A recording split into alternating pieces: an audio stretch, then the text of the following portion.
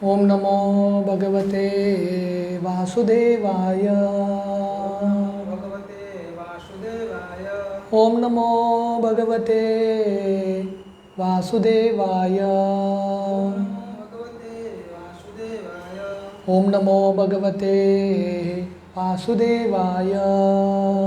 भगवते वासुदेवाय।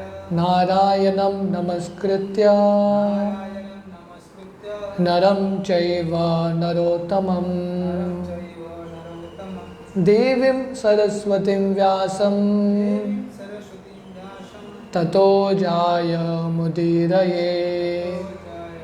जयमुदीरये।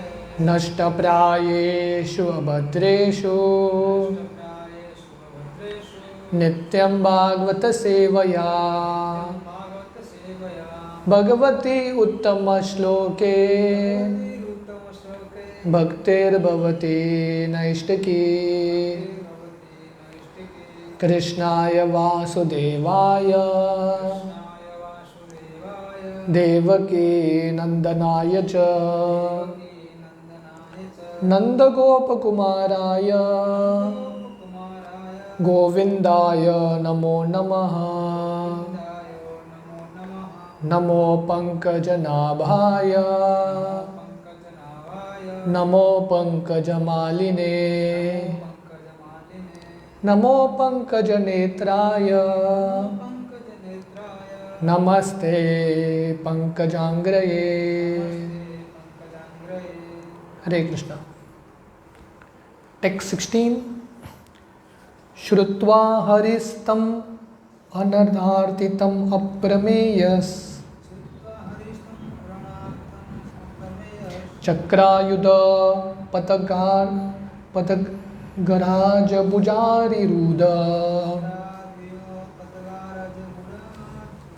चक्रे नक्रवदनं विनिपत्य तस्मात्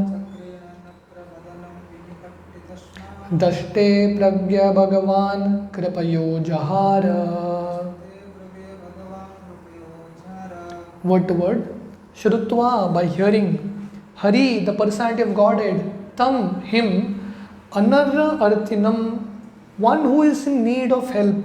Aprameya, the unlimitedly powerful Lord. Chakra, wheel. Ayudha, equipped with his weapon. Patagaraja, the king of the birds, Garuda. Bhuja Anirudha, being seated on the wings of. Chakrena, by the wheel. Nakravadanam, the mouth of the crocodile. Vinapatya, cutting in two. Tasmad, from the mouth of the crocodile. Haste, in the hands. Pragya, taking hold of the trunk. Bhagavan, the personality of Godhead. Kripaya, out of causeless mercy. Ujara, delivered him. Translation is prakara. The personality of Godhead, after hearing the elephant's plea, felt that the elephant needs his help immediately, for he was in great distress. Thus at once the Lord appeared there on the wings of the king of birds Garuda, fully equipped with his weapon, the chakra. With the wheel he cut to pieces the mouth of the crocodile to save the elephant, and he delivered the elephant by lifting him by his trunk. तो पिछले दो श्लोक में हम गजेंद्र का यह लीला चर्चा कर रहे हैं कि कैसे जब ये मगरमच्छ गजेंद्र का पैर को पकड़ता है तब गजेंद्र भगवान को बहुत प्रेम के साथ पुकारता है। आहेदम आदि पुरुष किल लोकनाथ तीर्थ श्रवण मंगल नामधेय। तो कल के श्लोक में हमने देखा कि भगवान का गुणगान करता हुए बहुत हृदय से भगवान को पुकारता है। तो समय भगवान स्वयं आते हैं। श्रुत्वा हरिस, जो हरि है, गजेंद्र का ये प्रार्थना सुन के तुरंत आते हैं गरुड़ पे सवार होके, और उनके हाथ में चक्र है, और ये चक्र से ये मगरमच्छ को काटते हैं और गजेंद्र को बचाते हैं। Purport, the lord resides in his Vaikuntha planet. तो भगवान का धाम है वैकुंठ लोक। No one can estimate how far this planet is situated. तो वैकुंठ धाम कितना दूर है कोई एस्टिमेट नहीं कर सकता। ये सब ब्रह्मांडों से परे वैकुंठ लोक है। It is said however that anyone trying to reach that planet by airships or by mine ships travelling for millions of years will find it still unknown. तो अपने वैज्ञानिक पद्धति से, अलग अलग एयरशिप से, विमान से या मन की गति से वैकुंठ जाने का कोई प्रयास करेगा, असंभव है यहाँ पे पहुँचना। Modern scientists have invented airships which are material, and the yogis are still finer material attempt to travel by mind ships. तो जो मॉडर्न साइंटिस्ट हैं, वैज्ञानिक हैं, उन्होंने एयरशिप्स, जो हवा में जाता है, हवाई जहाज़ है, वो इन्वेंट किया है। और जो योगी हैं वो भी अलग अलग ग्रहों में प्रवेश करते हैं मन के द्वारा। पर ये दोनों भगवान के धाम को पहुंच नहीं सकते।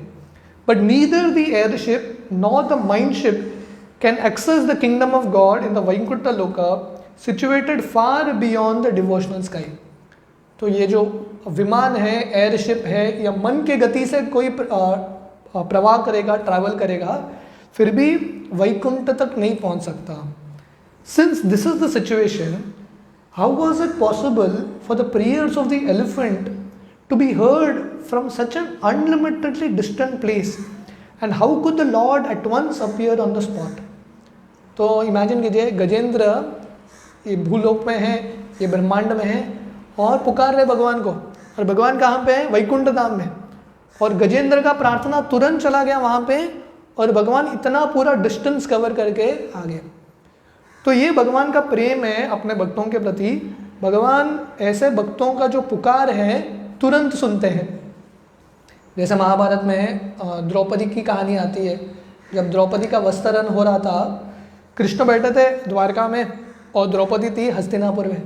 तो कृष्ण को हृदय से पुकारती है, कृष्ण तुरंत आते हैं सारी के रूप में और द्रौपदी को बचाते हैं।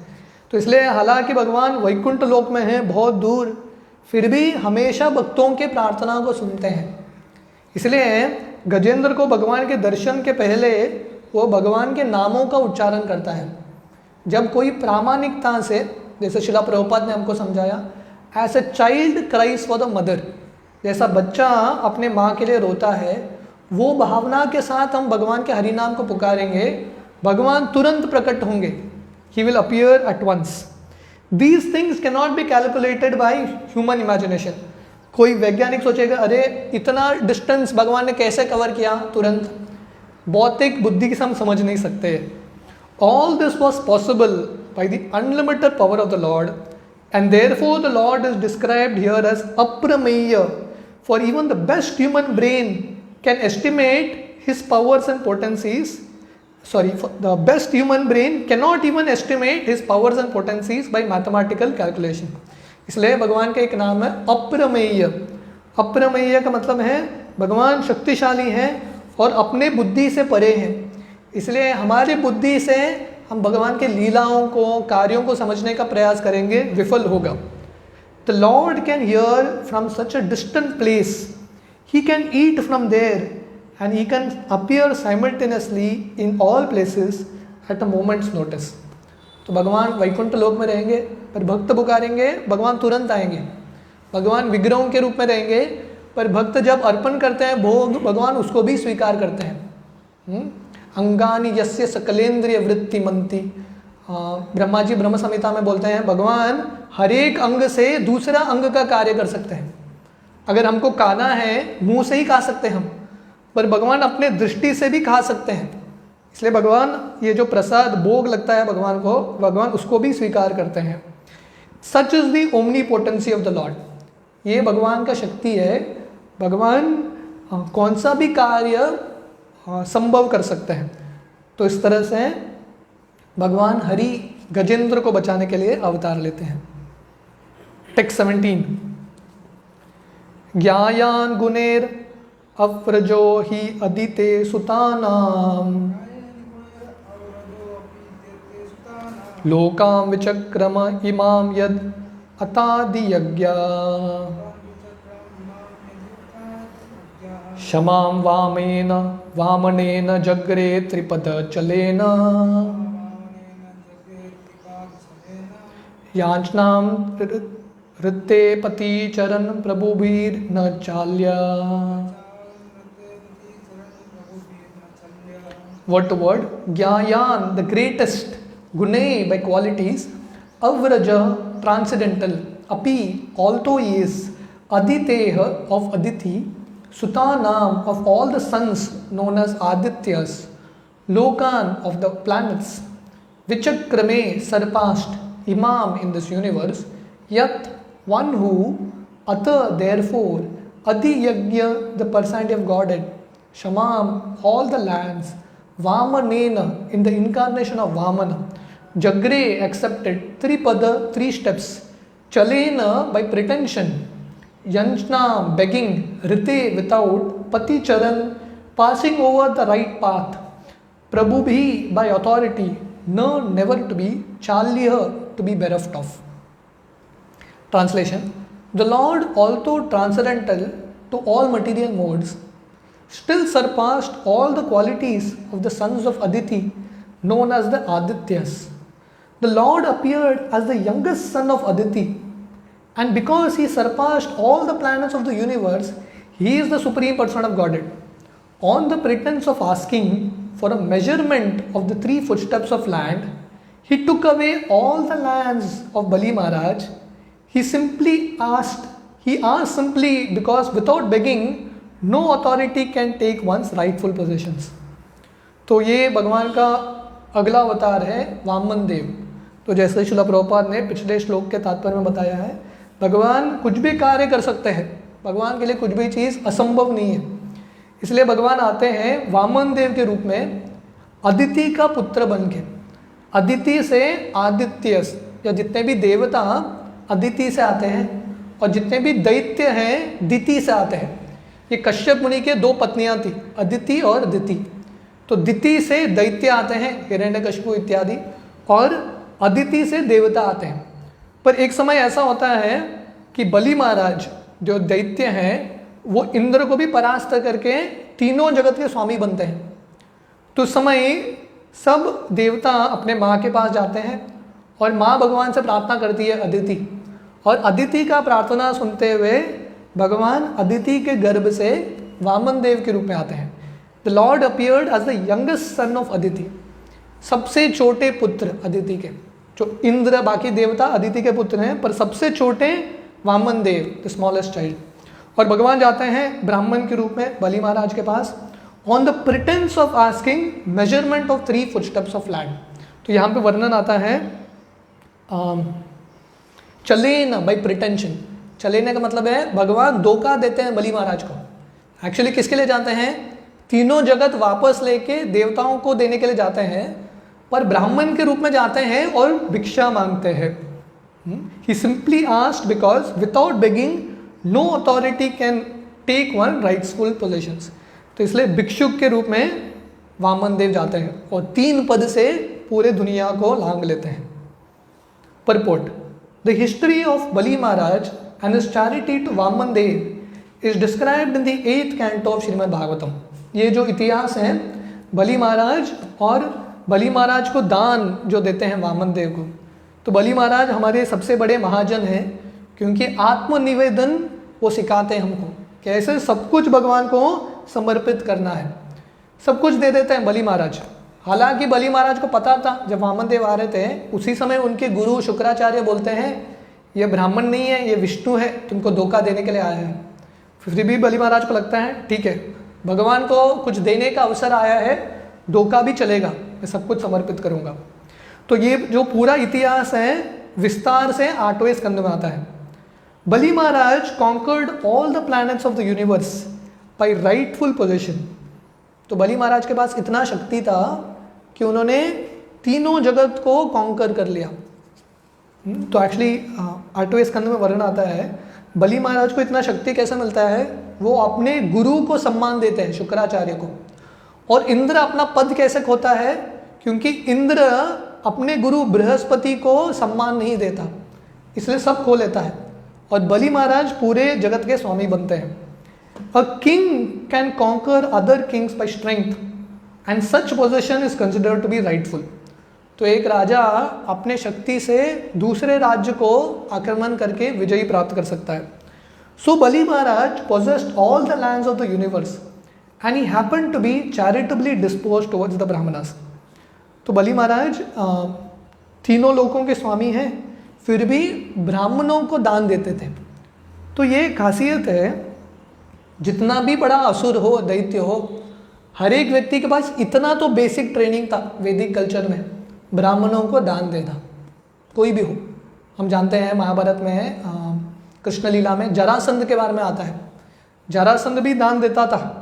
इसलिए कृष्ण, अर्जुन और भीम जरासंध के पास ब्राह्मण के रूप में जाते हैं और भिक्षा मांगते हैं युद्ध का। तो ये दैत्यों के पास भी ये गुण था, दान देना ब्राह्मणों को। So Bali Maharaj possessed all lands and he happened to be charitably disposed towards the Brahmanas. The Lord therefore pretended to be a beggar Brahmana and he asked Bali Maharaj for a measurement of 3 footsteps of land. तो भगवान वामन देव छोटे से डॉफ के रूप में, बटू के रूप में जाते हैं और बलि महाराज को भिक्षा मांगते हैं, भिक्षाम देहि। कौन सा भिक्षा? सिर्फ 3 steps of land, 3 पद जमीन, बस उतना ही। The Lord, as the proprietor of everything, could take from Bali Maharaj all that he possessed, but he did not do so because Bali Maharaj possessed all those lands by the king's right. तो हालांकि भगवान बलि को परास्त करके वापस ले सकते थे, पर भगवान बलि से भिक्षा मांगते हैं, क्योंकि बलि ने अपने शक्ति के अनुसार तीनों जगत का स्वामी बन गया। इसलिए भगवान को लगा बलि से झगड़ा नहीं करना चाहिए, बलि से मैं दान मांगता हूँ। When Bali Maharaj was asked by Lord Vamana for such a small charity, Bali Maharaj's spiritual master, namely Shukracharya, objected to this proposal because he knew that Vaman Dev was Vishnu himself pretending to be a Brahmana. तो जब वामन देव आते हैं ब्राह्मण के रूप में और बलि को पूछते हैं 3 पद जमीन दे दो। इमेजिन करो, इतना बड़ा राजा है, वामन देव क्या मांग रहे हैं? सिर्फ 3 steps लैंड। और उस समय शुक्राचार्य जो बलि महाराज के गुरु हैं, वो बलि को चेतावनी देते हैं, वार्निंग देते हैं कि ये ब्राह्मण नहीं है, ये विष्णु है, धोखा देगा, देवताओं ने भेजा है इसको, धोखा देके सब देके इंद्र को दे देगा, तुम्हारे शत्रु को। Bali Maharaj did not agree to abide by the order of a spiritual master when he understood that the beggar was Vishnu himself, and he at once agreed to give him charity of the land he requested. तो बलि महाराज ने हालांकि पहले शुक्राचार्य का सम्मान किया था, पर यहाँ पे जब शुक्राचार्य उनको बोल रहे हैं वामन देव को कुछ दो मत, खाली याद भेजो, बलि बोलते हैं नहीं, मैं वामन देव को दूंगा। विष्णु भी रहेंगे, किसका भाग्य होता है विष्णु को दान देने के लिए? विष्णु किसके पास जाते हैं भिक्षा मांग के? मेरे पास आए हैं, मैं अवश्य दूंगा। तो ये बहुत इंपॉर्टेंट है कि गुरु का कर्तव्य क्या है? गुरु का कर्तव्य है अपने शिष्य को भगवान के प्रति शरणागत होने के लिए जो पद्धति है वो सिखाना, वो गुरु का कर्तव्य है। पर यहाँ पे बलि के गुरु क्या, शुक्राचार्य क्या कर रहे हैं? उल्टा ही बोल रहे हैं। वो बलि महाराज को बोल रहे हैं भगवान को शरणागत मत हो, पर बलि महाराज उस समय ऐसे गुरु को रिजेक्ट करता है। तब जब गुरु हमको बोलता है कि भगवान के प्रति शरणागत नहीं होना है, तो पहला स्टेप है ऐसे गुरु को रिजेक्ट करना है। तो ये बोनाफाइड गुरु नहीं है। By this agreement, Lord Vamana covered all the lands of the universe with his first 2 steps and then asked Bali where to place the 3rd step. तो वामन देव तुरंत इतना बड़ा हो जाते हैं, इसलिए भगवान का एक नाम है उरुक्रम, बहुत विशाल लीला करते हैं। छोटे से बटू थे, इतने बड़े होते हैं, 3 पद जमीन मांगा था, 2 ही पद में पूरे ब्रह्मांड को नाप लिया, पूरे ब्रह्मांड को लांग लिया 2 ही पद में। तो अभी बलि को बोलते हैं 3रा पद कहाँ रखूं? तुमने तो 3 पद बोला था, तुम्हारा घमंड मेरे 2 पद में ही मिट गया, अभी 3रा पद कहाँ रखूं? बलि महाराज was very glad to receive the Lord's remaining step upon his head, and thus Bali, instead of losing everything he possessed, was blessed by the Lord's constant companion and doorman. तो बलि महाराज बोलते हैं 3रा पद मेरे सर के ऊपर रखो। तो ये आत्मनिवेदन है, मतलब जो भी था तीनों जगत दे दिया। इमेजिन करो, इतने शक्ति के साथ, इतने प्लानिंग के साथ बलि ने तीनों जगत को पाया था, और वामन देव विष्णु आगे सीधा धोखा दे रहे, झगड़ा करके भी नहीं ले रहे, सीधा चल करके धोखा करके सब ले लिया 2 पद से। तीसरा पद कहाँ रखूँ? बलि को गुस्सा नहीं आता, बलि बोलते हैं मेरे सर पे रखो। तो ये आत्मनिवेदन है, अपने आप को भी दे देते हैं भगवान को। He completely gives himself. But Bali lose करते हैं क्या? ऐसा लगता है कि वामन देव आके बलि को धोखा देते हैं और सब कुछ ले लेते हैं, पर बलि लूजर नहीं है। जो भगवान को देता है कभी खोता नहीं है, जो जितना देता है उससे कई ज़्यादा पाता है। इसलिए हालांकि ले लेते हैं वामन देव, पर बलि महाराज को सुतल लोक का राजा बनाते हैं और स्वयं डोरमैन, वहाँ का सिक्योरिटी गार्ड बना है वामन देव। इमेजिन करो, एक ही व्यक्ति है जिसका सिक्योरिटी गार्ड भगवान विष्णु है। परमानेंटली सुतल लोक में बलि महाराज रहते हैं और वहाँ का सिक्योरिटी गार्ड जो है वामन देव है। तो ये बलि महाराज की महानता है। So by giving everything to the cause of the lord, one does not lose anything but gains everything that he could never otherwise expect. इसलिए भगवान को समर्पित करते समय कभी संकोच नहीं करना है। One who gives everything to the lord, आप सब कुछ दे दो, भगवान इतना देंगे आप सोच नहीं सकते, आप इमेजिन नहीं कर सकते। अपने बुद्धि से हम कैलकुलेट करके भगवान को देंगे, भगवान हमको उतना ही देंगे, पर हम पूरा समर्पित करेंगे, भगवान हमको बहुत मात्रा में देंगे। जैसे कृष्ण लीला में वो कहानी आती है फल वाली की। एक बार वो एक फल वाली आती है बूढ़ी सी कृष्ण के घर में, नंद महाराज के घर में, और उस समय नंद महाराज और यशोदा बिजी हैं। तो छोटे से कृष्ण, उन्होंने देखा है कि उनके माता पिता कैसे फल खरीदते हैं। उस समय बार्टर सिस्टम होता था, कुछ दे दो कुछ ले लो, है कि नहीं। तो कृष्ण अंदर जाते हैं और चावल के दाने लेके आते हैं। तो जब तक बाहर आते हैं, छोटे से शिशु हैं कृष्ण, सब कुछ नीचे गिर जाता है, एक दो चावल के दाने बाकी हैं उनके हाथ में। पर फल वाली वो दाना स्वीकार करती है और कृष्ण जितना ले सके पूरा फल दे देती है कृष्ण को, बिना सोच के मेरा प्रॉफिट होगा कि नुकसान होगा, कुछ कैलकुलेशन नहीं करती। और जब वो उठाती है बास्केट को, पूरा बास्केट जो है हीरे से मोतियों से भरा है। कृष्ण प्रेम दे देते हैं कृष्ण। तो इसलिए प्रभुपाद बोल रहे हैं, by giving to the lord one does not lose anything but gains everything. भगवान को देते समय संकोच मत करो। तो ये बलि महाराज का बहुत सुंदर ज्वलंत उदाहरण है कि सब कुछ भगवान को समर्पित करो और भगवान इतना देंगे आप सोच नहीं सकते। शिला प्रभुपाद जब जुहू मंदिर बांध रहे थे हमारे बॉम्बे में, उस समय वहाँ एक भक्त थे जो पूरे तरह से डिवोटी नहीं हुए थे, लाइफ मेंबर थे, पर भक्तों के लिए कंस्ट्रक्शन में मदद करते थे। हाँ, क्योंकि भक्तों के पास रहने के लिए जगह नहीं था, रुक के अलग अलग फ्लैट्स बनाते थे। और एक बार ऐसा समय आया कि वो जुहू मंदिर एक टेंट बना था, तंबू, उसको तोड़ने के लिए म्यूनसिपलिटी आया, म्यूनसिपलिटी आके तोड़ के गया। तो अभी अगला फ्राइडे तोड़ दिया, मंडे कोर्ट ऑर्डर है, कोर्ट का हियरिंग है, सैटरडे संडे 2 दिन इन लोगों ने डिसाइड किया, मिस्टर शेट्टी ने, ये 2 दिन में हम फिर से मंदिर खड़ा करेंगे, क्योंकि एक बार खड़ा हो गया कोर्ट तोड़ नहीं सकता। तो सैटरडे संडे खड़ा होके मंदिर बांध रहे थे और फिर से कोई लोग गुंडा भेज रहे थे मंदिर को तोड़ने के लिए।